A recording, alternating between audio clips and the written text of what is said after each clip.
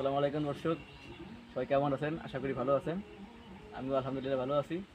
তো আজকে আমি আর ফাহিম আমাদের সেই আম গাছের উপর যে বগের বাসা সেটা দেখতে যাব। বাচ্চা কতটুক কিরম হয়েছে দর্শক, চলুন আমাদের সঙ্গে।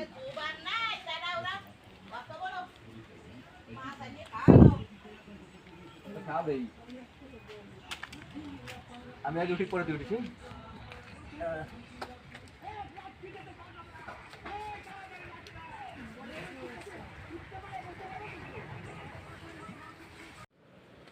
আমি উঠে গেছি, এখন ফাইমও উঠতেছে কষ্ট করে আস্তে আস্তে, যেন পড়ে যাস নি, সাবধানে।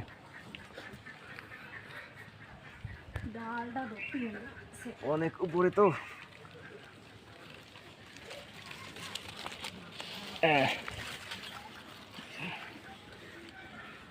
দর্শক দেখেন, এটা হচ্ছে সাদা সাদা চুন না, এটা হচ্ছে বগের পায়খানা। চাল নষ্ট করে ফেলছে একদম। ফাইম আমার কাছাকাছি চলে আইছে, তো আমরা কেবল মাঝামাঝি চলে আসছি। ওই দেখেন বগের বাসা, ফাইম আমার কাছে চলে আসছে।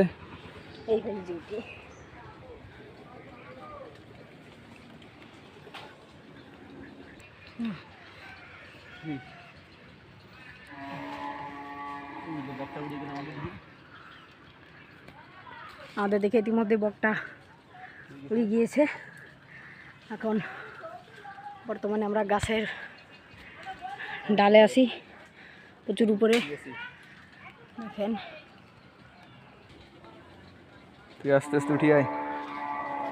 অনেক দেখিস আম গাছ তো, ডাল অনেক নরম।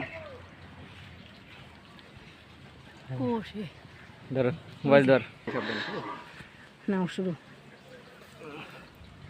এই দেখতে পাচ্ছেন কাকা কিন্তু একদম কাছাকাছি চলে এসেছে।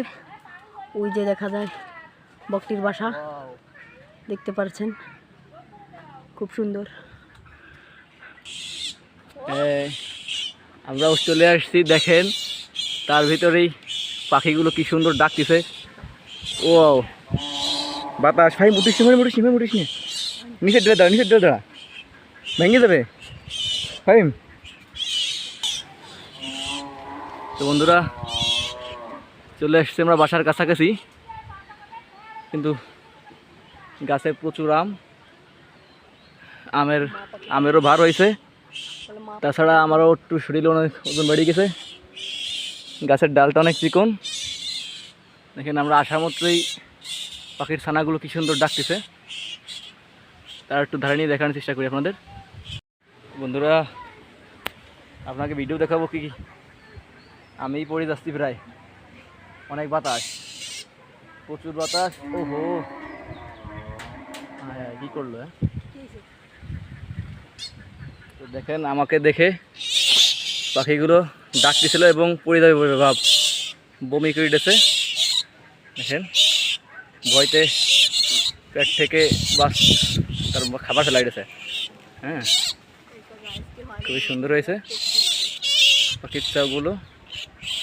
4টি চাউ ছিল, একটা চাউ বোধহয় মরে গেছে।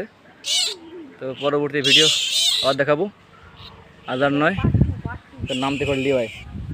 অনেক বাতাস, খুবই ভালো দেখাচ্ছে।